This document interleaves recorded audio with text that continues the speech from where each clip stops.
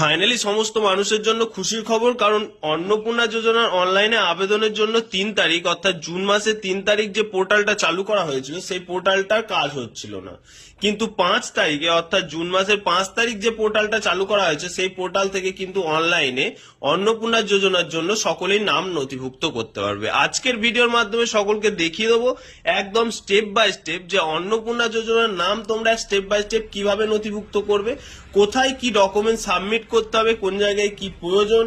অনেকের মনের মধ্যে অনেক রকম কোয়েশ্চেন আমরা দেখতে পাচ্ছি, তাই ভিডিওটা সম্পূর্ণ দেখার চেষ্টা করো যাতে তোমাদের কোনো রকম কোনো অসুবিধা না হয়, কারণ আমরা প্রত্যেকটা জিনিস স্টেপ বাই স্টেপ দেখিয়ে দিচ্ছি যে কোন জায়গায় কি সাবমিট করতে হবে, কোন জায়গায় কি বসাতে হবে। এবং তার সাথে সাথে আরো একটা কথা বলে দিই, এখানে প্রথমেই তোমরা পোর্টালটা খুললেই দেখতে পাবে এখানে তোমাদের একটা ডিসক্লেমার দেওয়া হয়েছে, নোট দেওয়া হয়েছে, যেখানে বলা হয়েছে citizen who have successfully apply on 3/6/2026 are requested to resubmit their application in the new format। অর্থাৎ 3 তারিখে তো পোর্টালটা একবার চালু করা হয়েছিল, সকলের কাছেই খবর রয়েছে, আমরাও পোর্টালে জানিয়েছিলাম। এবার সকলকে জানিয়ে রাখি 3 তারিখে যে অফিসিয়াল পোর্টালটা চালু করা হয়েছিল সেই পোর্টালটাতে অনেক কিছু আপডেট করা হয়েছে, তাই 3 তারিখে যে সমস্ত অ্যাপ্লিকেশন গুলো করা হয়েছিল শুধুমাত্র অনলাইনের ক্ষেত্রে সেই সমস্ত অ্যাপ্লিকেশন গুলো আবার রিসাবমিট করতে বলা হচ্ছে। তাই যারা যারা 3 তারিখে আবেদন করে রেখেছো তারা অবশ্যই আরেকবার রিসাবমিট করার চেষ্টা করবো। ভিডিওটা একটু বড় হবে তাই সকলে একটু ভালোভাবে দেখার চেষ্টা করবে। তো সকলকে কোন পোর্টালে আসতে হবে আবেদন করার জন্য? socialregistry.wb.gov.in এই পোর্টালে আসার পর তোমরা এরকম একটা ইন্টারফেস দেখতে পারবে। এখান থেকে তোমরা তোমাদের ডিস্ট্রিক্টটা সিলেকশন করবে, ডিস্ট্রিক্ট সিলেকশন করার পর এখানে তোমরা তোমাদের মোবাইল নাম্বার দেবে এবং মোবাইল নাম্বারের পর এই যে ক্যাপচা দেখছো এই দুটো ক্যালকুলেশন করে অর্থাৎ যোগ করে এখানে বসাবে। এখানে বসানোর পর রিকোয়েস্ট ওটিপিতে সাবমিট করবে। রিকোয়েস্ট ওটিপিতে সাবমিট করলে তোমার যে মোবাইল নাম্বারটা ইনপুট করলে সেই নাম্বারে একটা 6টা সংখ্যার ওটিপি পাঠানো হবে। সেই 6টা সংখ্যার ওটিপি তোমাকে এখানে দেখে দেখে বসিয়ে নিতে হবে। তারপরে ওটিপি ভেরিফাই হয়ে গেলে ভেরিফাই এন্ড কন্টিনিউ অপশনে টাচ করবে। কন্টিনিউ অপশনে টাচ করলে তোমাদের এরকম একটা ইন্টারফেস খুলে যাবে। সকলে একটু ভালোভাবে দেখার চেষ্টা করো। এরকম একটা ইন্টারফেস খুলবে যেখানে তোমার সম্পূর্ণ ডিটেলস কিন্তু আপলোড করতে হবে। সবার প্রথমে পরিবারের হেড অফ ফ্যামিলি যিনি রয়েছেন তার নাম এখানে বসিয়ে দেবো। তারপর এখান থেকে তার ডেট অফ বার্থ সিলেকশন করে নেবো। ডেট অফ বার্থ সিলেকশনের পর তার জেন্ডারটা এখান থেকে সিলেকশন করে নেবো এবং এখান থেকে তার ক্যাটাগরি সিলেকশন করে নেবো। ক্যাটাগরি সিলেকশন হয়ে যাওয়ার পর আধার কার্ডের সঙ্গে যে মোবাইল নাম্বারটা লিঙ্ক রয়েছে সেই নাম্বারটা আমরা এখানে বসিয়ে দেবো এবং টোটাল কতগুলো মেম্বার রয়েছে সেটা আমরা এখানে সিলেকশন করবো। আমাদের 3 জন মেম্বার থাকে তাহলে এখানে 3 বসাবো। 3 বসালে কিন্তু উপরে তোমরা দেখতে পেয়ে যাবে মেম্বার 1 এবং মেম্বার 2 অ্যাড হয়ে যাবে, অর্থাৎ 3টে মেম্বার কিন্তু এখানে অ্যাড হয়ে যাবে। অর্থাৎ 3 জন মেম্বারের ডিটেলস তোমাদেরকে সাবমিট করতে হবে। এরপর ডিসেবিলিটি স্ট্যাটাস অর্থাৎ হ্যান্ডিক্যাপ সার্টিফিকেট যদি থাকে তো ইয়েস করবে, না থাকলে নো করবে। এরপর আবেদনকারী অর্থাৎ যিনি হেড রয়েছেন তার আধার কার্ডের নাম্বারটা এখানে আমরা ইনপুট করব এবং এখান থেকে আধার কার্ডের ডিটেলসটা আমরা সাবমিট করব।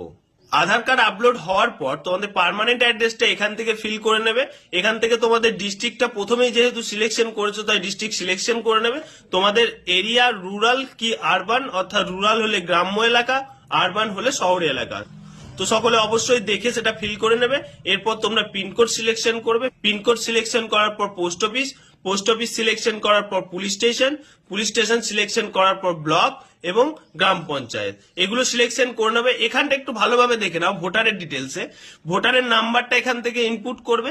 এরপর তোমরা অ্যাসেম্বলি সিলেকশন করবে। এবার অনেকের কোয়েশ্চেন থাকবে যে পার্ট নাম্বার আমরা কোথায় পাবো। যদি পার্ট নাম্বার তোমরা না পাচ্ছ, ভোটার নাম্বার থেকে না পাচ্ছ, অবশ্যই গুগলের এই যে পোর্টাল রয়েছে eci.gov.in এই পোর্টালে আসার পর এখানে তোমরা ভোটারের ডিটেলসটা সাবমিট করবে, অর্থাৎ শুধুমাত্র ভোটার নাম্বারটা সাবমিট করবে। এখান থেকে তোমরা তোমাদের স্টেট সিলেকশন করবে এবং এই ক্যাপচাটা দেখে দেখে এখানে ফিল করবে। ক্যাপচা দেখে দেখে ফিল করার পর একটু নিচের দিকে গেলেই দেখতে পাবে তোমার ভোটারের সম্পূর্ণ ডিটেলস কিন্তু উল্লেখ করে দেওয়া হয়েছে। তো এখান থেকে তোমরা তোমাদের অ্যাসেম্বলিটা নিয়ে নেবে এবং এখান থেকে তোমরা তোমাদের পার্ট নাম্বারটা নিয়ে নেবে। এখানে যেটা চাওয়া হয়েছে এখানে অ্যাসেম্বলি চাওয়া হয়েছে এবং এখানে তোমাদের পার্ট নাম্বার চাওয়া হয়েছে, তাই এখান থেকে তোমরা অ্যাসেম্বলি এইটা সিলেকশন করবে এবং পার্ট নাম্বার এটা সিলেকশন করবে। এরপর তোমরা ভোটার কার্ডের ডিটেলসটাও এখান থেকে আপলোড করে দেবে। ভোটার কার্ডের ডিটেলস আপলোড হয়ে গেলে সেভ এন্ড নেক্সট করবে, এই যে নেক্সট অপশনটা দেখতে পাচ্ছ, নেক্সট অপশনে চলে যাবে। যদি রেশন কার্ড ডিজিটাল থাকে তাহলে ইয়েস করবে, ইয়েস করে তোমাদের ক্যাটাগরি সিলেকশন করবে এবং ক্যাটাগরি সিলেকশন করার পর রেশন কার্ডের নাম্বারটা তোমরা এখানে টাইপ করে দেবে। রেশন কার্ডের ডিটেলস সাবমিট হয়ে যাওয়ার পরে এই যে নেক্সট অপশন দেখতে পাচ্ছ, এই নেক্সট অপশনে টাচ করবে। নেক্সট অপশনে টাচ করার পর কি কি চাওয়া হয়েছে, তোমাদের যদি পাকা বাড়ি রয়েছে এবং 3টের বেশি রুম রয়েছে তাহলে অবশ্যই ইয়েস করবে, না থাকলে নো করবে। যদি কারোর ফ্যামিলি ল্যান্ড থাকে অর্থাৎ জমি থাকে, সেই জমির ডিটেলস তোমাদেরকে ইয়েস করে দিতে হবে, কত পরিমাণ তোমাদের জমি রয়েছে সেই পরিমাণটা তোমাদের এখানে উল্লেখ করবে। যদি না থাকে অবশ্যই নো করে এগিয়ে যাবে। 4 হুইলার থাকলে অবশ্যই ইয়েস করবে, না থাকলে নো করবে। যদি তোমাদের এখানে কোনো রকম কোনো ইন্স্যুরেন্স থাকে, এবার সকলকে জানিয়ে রাখি এখানে কিন্তু ইন্স্যুরেন্সের ক্ষেত্রে তোমরা তোমাদের স্বাস্থ্যসাথী কার্ডটাকে উল্লেখ করতে পারো। ইন্স্যুরেন্সটাকে ইয়েস করার পর যদি স্বাস্থ্যসাথী থাকে তাহলে ইন্স্যুরেন্স টাইপে যাবে, গভর্নমেন্ট যাবে, গভর্নমেন্ট করার পর এখানে দেখো স্বাস্থ্যসাথী অটোমেটিক চলে আসবে, স্বাস্থ্যসাথী সিলেকশন করবে এবং এখানে তোমাদের ইউআরএন অর্থাৎ স্বাস্থ্যসাথী কার্ডের নিচে একটা মোটা ধরনের নাম্বার লেখা রয়েছে, সেই নাম্বারটা তোমরা এখানে ইনপুট করবে। ইনপুট করার পর নেক্সট অপশনে টাচ করবে। যদি তুমি ইনকাম ট্যাক্স দাও তাহলে ইয়েস করবে, না হলে নো করে এগিয়ে যাবে। যদি তোমার প্যান কার্ড থাকে ইয়েস করে প্যান কার্ডের নাম্বারটা এখানে টাইপ করবে, না হলে নো করে এগিয়ে যাবে। এরপর দেখো এখানে তোমাদের ফ্যামিলি ইনকাম চাওয়া হয়েছে, ইয়ারলি ইনকাম কত সেটা তোমরা অবশ্যই এখানে টাইপ করে দেবে। এরপর তোমাদের এডুকেশন কোয়ালিফিকেশন চাওয়া হয়েছে, করবে, না হলে নো করে এগিয়ে যাবে। তারপর নেক্সট অপশনে টাচ করবে। তোমাদের কি বলা হয়েছে, have you apply under CA, যদি তোমাদের ইয়েস হয় ইয়েস করবে, না হলে নো করে এগিয়ে যাবে। এসআইআর 2026 টার্মিনাল স্ট্যাটাস, যদি তোমাদের টার্মিনালের নাম এসছে, তোমরা অ্যাপ্লাই করেছো, অ্যাপিল করেছো, তাহলে অবশ্যই ইয়েস করবে, না হলে না করে নেক্সট করে এগিয়ে যাবে। এরপর কি বলা হয়েছে, রিসিভিং গভর্নমেন্ট স্কিম বেনিফিট ভায়া ডিবিটি, ডিবিটির মাধ্যমে যদি কোন রকম কোন স্কিম পাই তাহলে অবশ্যই এখান থেকে তোমরা তোমাদের সেই স্কিমটা সিলেকশন করে নেবে। অনেকগুলো স্কিমের নাম রয়েছে, অবশ্যই দেখে দেখে সিলেকশন করবে। কিন্তু সকলকে বলে রাখি, প্রধানমন্ত্রী কিষাণ সম্মান নিধি নিয়ে অনেকেই কথা বলছে যে প্রধানমন্ত্রী সম্মান নিধি আসছে না, তো প্রধানমন্ত্রী সম্মান নিধি কিন্তু এই পোর্টালটাই নেই। প্রধানমন্ত্রী সম্মান নিধি সেটা তোমরা সিলেকশন করতে পারবে না। তো তোমরা এখান থেকে যদি কৃষক বন্ধু পাও তাও সিলেকশন করবে, অবশ্যই সিলেকশন করে এগিয়ে যাবে। আর যদি না পাও তাহলে অবশ্যই নো করে এগিয়ে যাবে। তোমাদের এখানে ব্যাক অপশন আসবে, তার মানে বুঝে নেবে যে তার প্রোফাইলটা অর্থাৎ হেড অফ ফ্যামিলির যে প্রোফাইলটা সেই প্রোফাইলটা আমাদের অ্যাক্টিভ মানে কমপ্লিট হলো। ওকে, এখানে যখনই ব্যাক অপশন আসবে তখনই বুঝে নেবে যে সেই প্রোফাইলটা কমপ্লিট হলো। সেটা হেড অফ ফ্যামিলি হতে পারে অথবা মেম্বার প্রোফাইল হতে পারে। এটা তোমরা সেভ এন্ড ড্রপ অপশনে টাচ করবে, সেভ করে রাখবে। ওকে, সেভ করে রাখার পর এবার আমরা 2 নাম্বার মেম্বারে চলে যাব।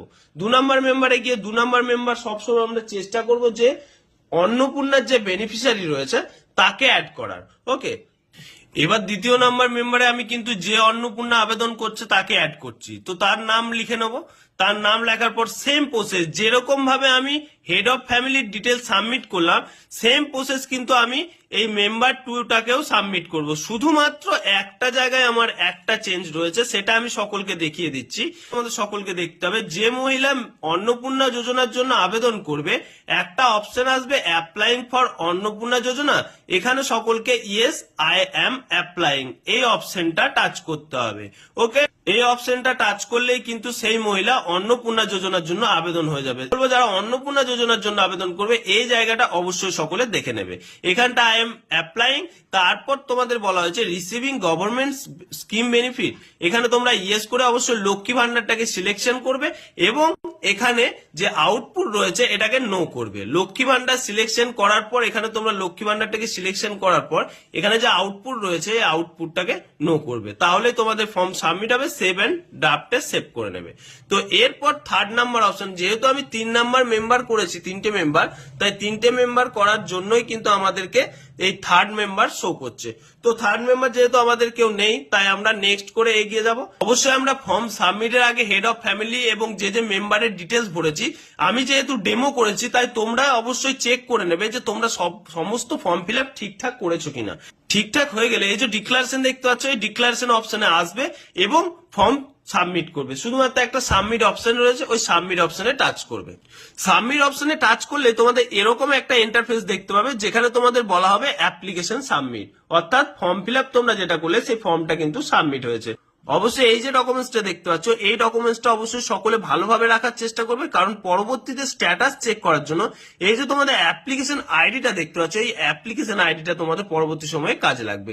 এই ফর্মটা প্রিন্ট আউট করে যত্নের সঙ্গে রাখবে এবং সকলে ফর্ম ফিল আপ যেগুলো সাবমিট করছো অবশ্যই চেষ্টা করবে ভালোভাবে সাবমিট করার।